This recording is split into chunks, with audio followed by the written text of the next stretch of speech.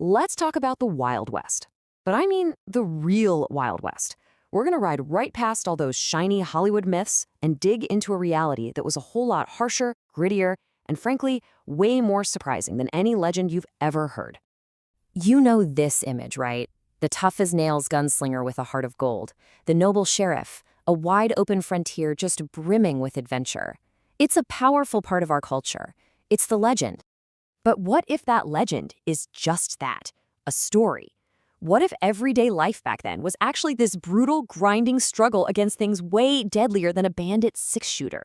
Well, let's find out. Okay, I want you to imagine something.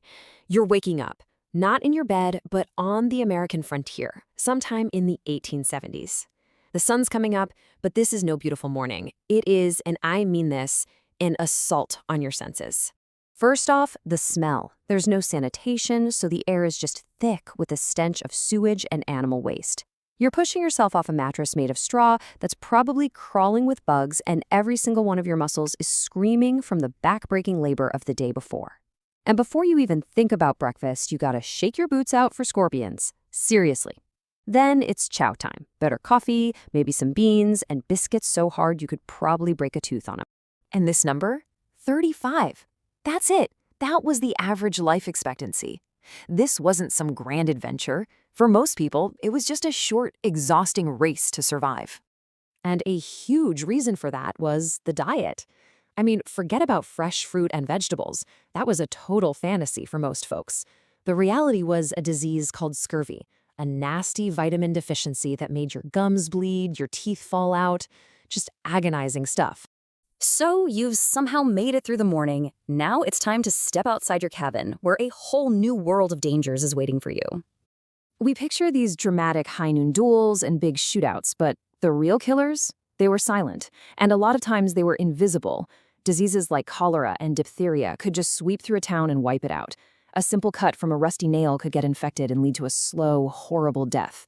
For women, childbirth was one of the biggest killers. Heck, even a bad plate of food could do you in. And if you got sick or hurt, oh man, the last person you wanted to see was the doctor. Their cures were often way worse than the actual problem. We're talking about bloodletting, prescribing straight-up poisons like mercury and arsenic, and giving out tonics that were just loaded with opium. Surgery? Forget about it. No sterilization, just a swig of whiskey for the pain, and they'd pull your teeth out with crude, rusty tools. No thank you. You know, even the cowboy, the icon of the whole era, is a total myth. That image of the lone white hero, almost entirely made up. In reality, about a quarter of all cowboys were black, another 15% were Mexican, and a whole lot of them were just kids, teenagers, doing one of the most dangerous jobs in America for about $30 a month. Okay, so now let's tackle the biggest legend of them all, the lawless gunfighter and the idea that there were shootouts on every corner.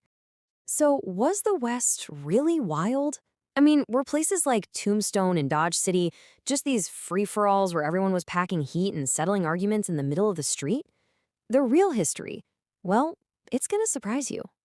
Far from being lawless, a lot of these famous frontier towns had, wait for it, strict gun control. Yeah, it was actually super common for visitors to have to check their guns with a local sheriff the second they rode into town. And get this, the most famous gunfight in American history, the one at the OK Corral, it wasn't a product of lawlessness at all. It was the complete opposite. The whole thing started because one group of guys refused to give up their guns, and Wyatt Earp's crew moved in to enforce the town's law. And when violence did happen, it was nothing like the movies. There were no honorable duels at high noon. Real violence was sudden, it was messy, it was usually fueled by cheap booze, and it was often over something totally stupid. Just brutal, chaotic, and over in a flash. So, if real life was this brutal and surprisingly regulated, how in the world did we end up with the romantic legends that we all know today? How did that harsh reality get turned into this enduring American myth? Well, the myth was basically born as the reality was dying. See, by the 1880s, the railroads were everywhere, and the open frontier was pretty much gone. And right as the real thing vanished, these traveling Wild West shows started popping up, creating these spectacular, over-the-top performances for people back east. Then you had cheap dime novels inventing heroic characters and simple good guy versus bad guy stories. And finally, Hollywood came along, took that recipe and perfected it, cementing a fantasy that completely buried the complicated, brutal truth. So if we look past all the heroes and villains on the movie screen, what is the true legacy of this period? What did it really leave behind for us? The real legacy is actually written into our laws, especially the ones about land and water. You can see it in the incredibly diverse makeup of America, built by people from all over the world. But more than anything, it's just a raw story of human endurance. It shows us the incredibly high price of what we call progress, and it tells a really honest truth about what it takes to survive and be resilient when the odds are just stacked against you. Because when you strip away all the myths, the story of the West isn't about superheroes in cowboy hats. It's about ordinary people, farmers, miners, immigrants, entire families, facing these extraordinary and just extraordinarily difficult circumstances with whatever little they had. And that kind of leaves us with a final thought, doesn't it? The story of the West proves how fast a complex reality can be sanded down and reshaped into a simple myth. It really makes you wonder, what parts of our own complicated world today are going to be simplified and sold as the heroic legends of tomorrow?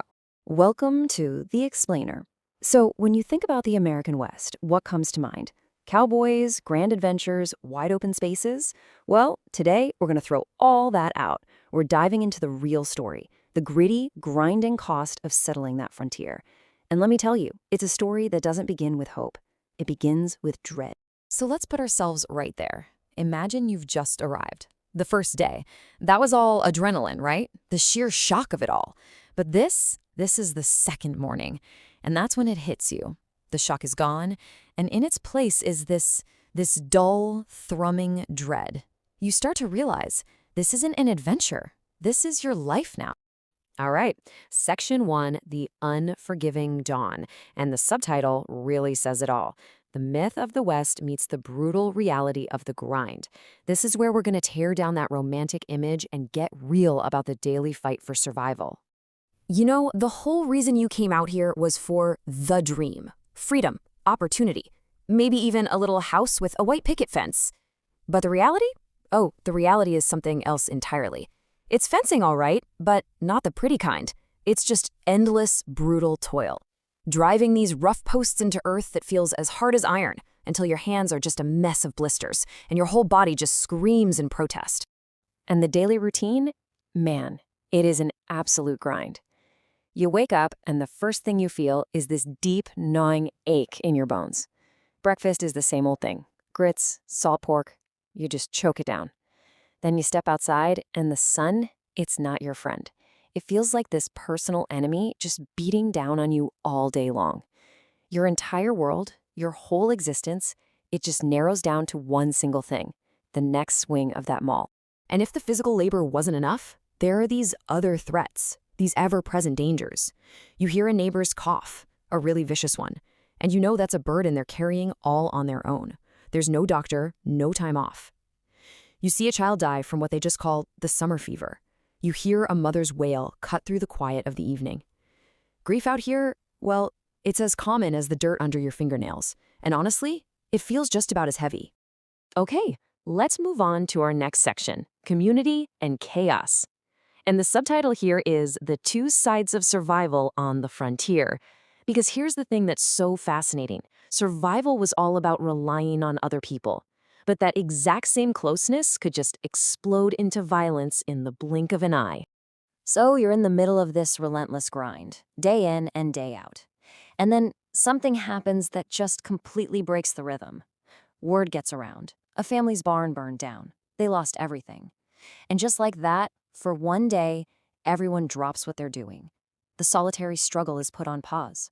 People come together, not for money, but for the only thing that has any real value out here, helping each other. Community. And it's in moments like these that you see the real engine of the frontier. It's not the lone gunman, the hero from the stories. No way. It's the collective shoulder put to the wheel. It's the sound of people working together, shouting to heave a heavy beam into place. It's the smell of a shared meal cooked by the women. This is how the West was actually built. People rebuilding a neighbor's life from nothing but ash. But man, that harmony, it is fragile. You can go from shared laughter and apple pies at dusk to absolute chaos in a heartbeat.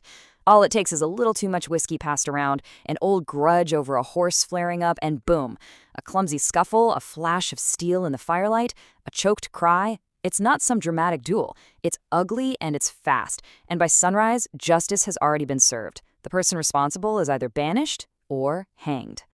So you learn this really hard lesson, right? The duality of this place. The West giveth, and the West taketh away. It gives you this incredible sense of community, this feeling that you're all in it together.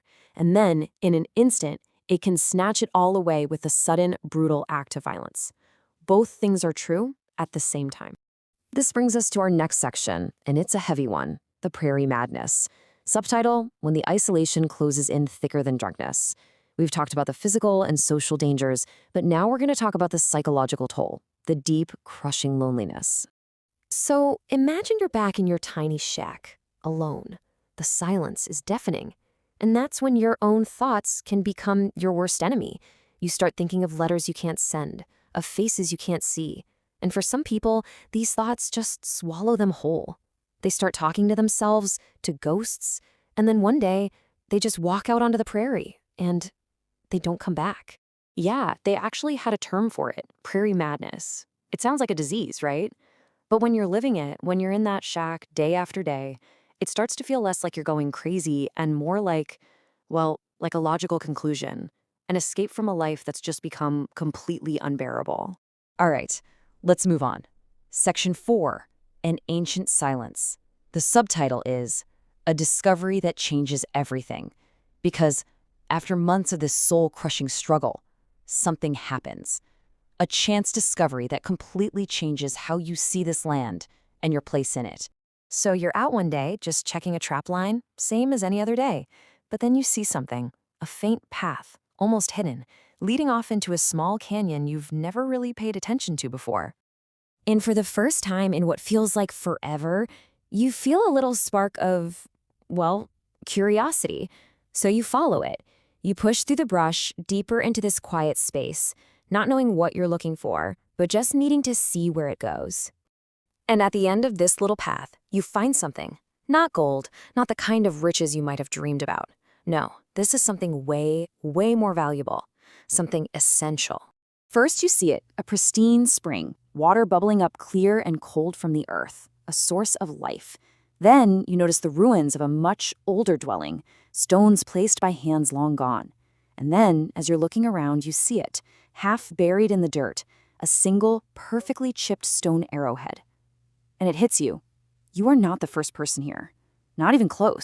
And that's the moment, right there, that everything shifts. This isn't an empty land that you're pioneering. You are just the latest arrival in a long and probably very painful story. A story that's been written on the land itself for centuries before you ever showed up. Your struggle, your fence posts, they're just a tiny blip in a much, much bigger history. And that realization leads us to our final section, the frontier within. Subtitle, Forging a New Purpose in a Stripped-Down World. This is about that final internal transformation. The point where surviving isn't about the land anymore. It's about what's going on inside your own head. So that romantic dream you came here with, it's dead. It's been beaten out of you by the sun, the work, the loneliness, and in its place, something else starts to grow. Something harder, a new purpose. It's not about conquering the land anymore. It's just about enduring.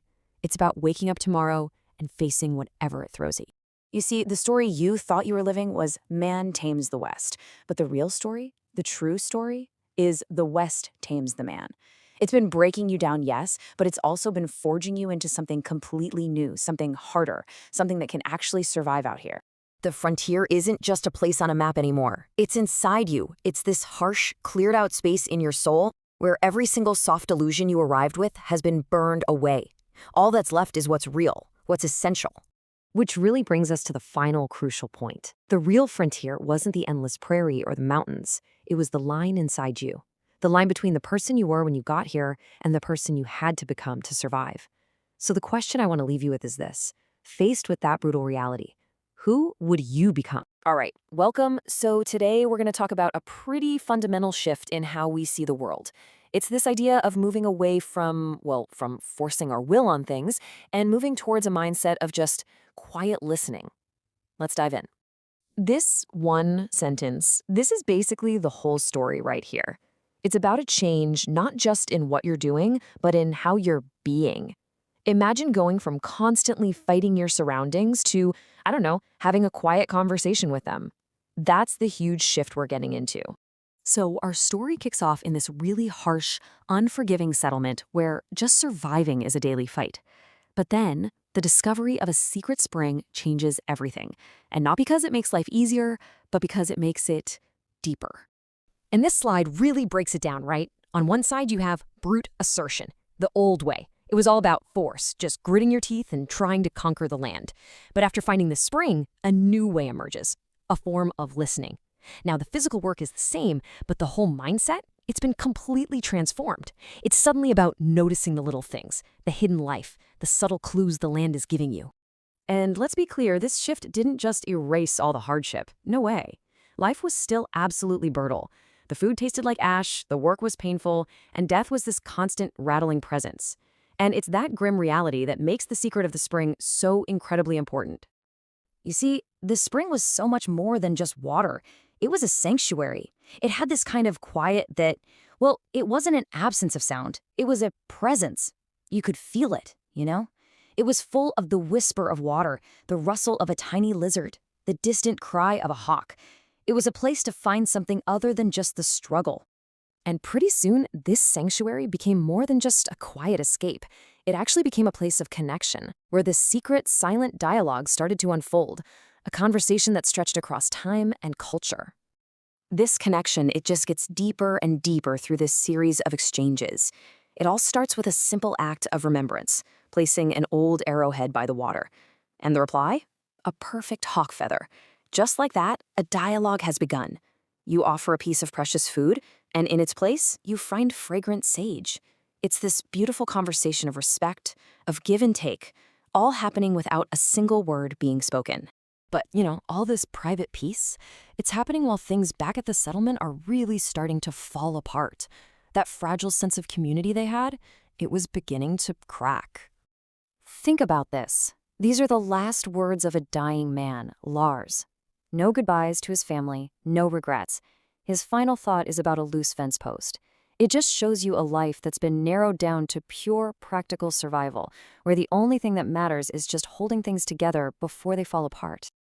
And that struggle, it was starting to turn inward. This is all embodied by this one guy, Jim. He's sullen, he's resentful, he's just simmering with anger. He is the wound that the community's fragile unity is failing to cover anymore. The peace is about to be shattered. And this is where it all comes to a head.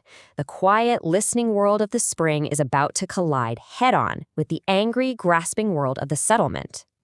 So when Jim finally stumbles upon the secret spring, he's blind to what it really is. He doesn't feel that ancient silence. He doesn't see the signs of the sacred conversation.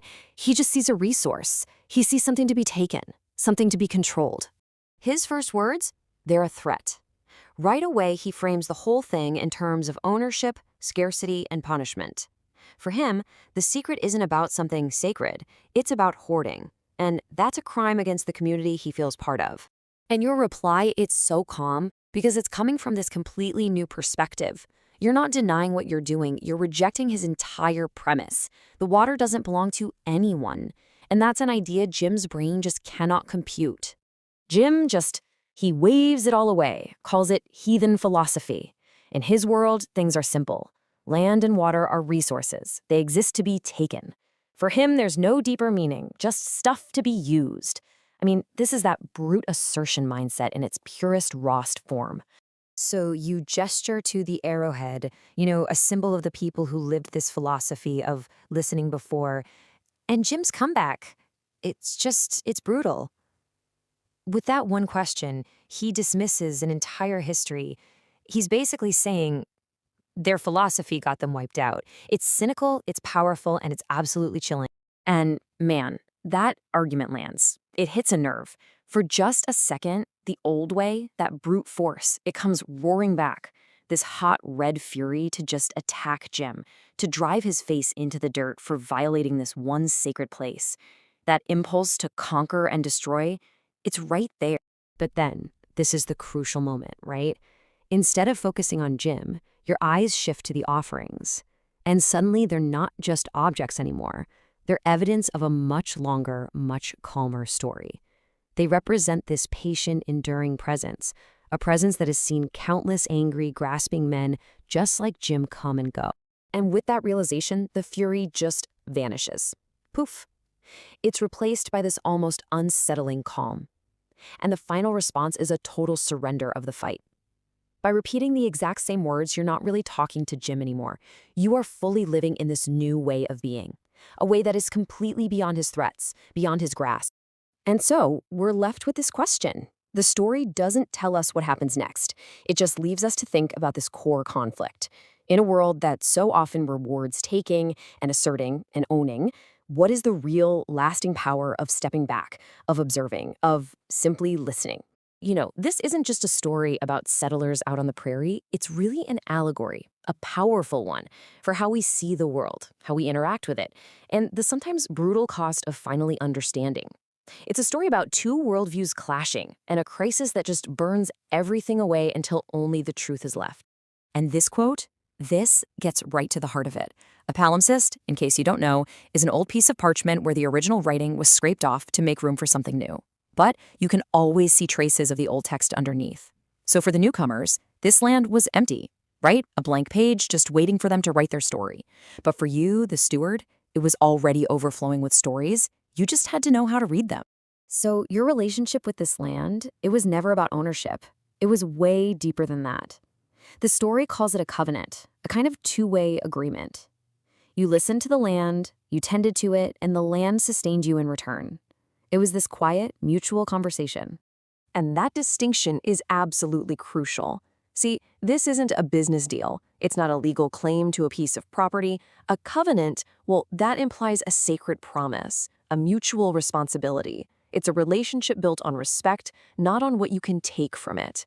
This idea is the foundation for everything that happens next. Well, that quiet conversation is about to be shattered. The new settlers arrive, and they bring with them what the source calls the noise of unearned certainty. And this noise has a name, Carver. And it has a sound, his steam-powered saw, whose song was a scream against the prairie silence. And right here, you can see the two opposing forces laid out so clearly. You have the steward, listening, bound by that covenant, planting potatoes just to live, and seeing a land full of stories.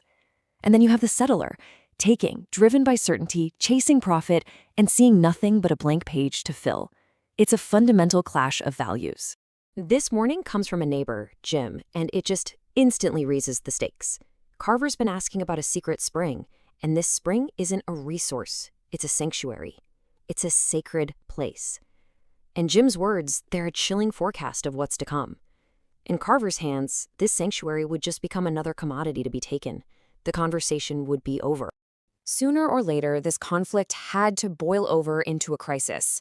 Carver's aggressive, loud approach, well, it has consequences. His machine, running on a dangerously dry day, throws a single spark. And that one spark is all it takes to ignite the entire prairie. The trial by fire has begun. The description in the source material is it's incredible. The fire isn't just an obstacle, it's this overwhelming physical thing. You can almost feel it, this oppressive, smothering force, a literal wall of heat marching towards the community. And there's no controlling it. This image of malignant flies, wow, that's powerful.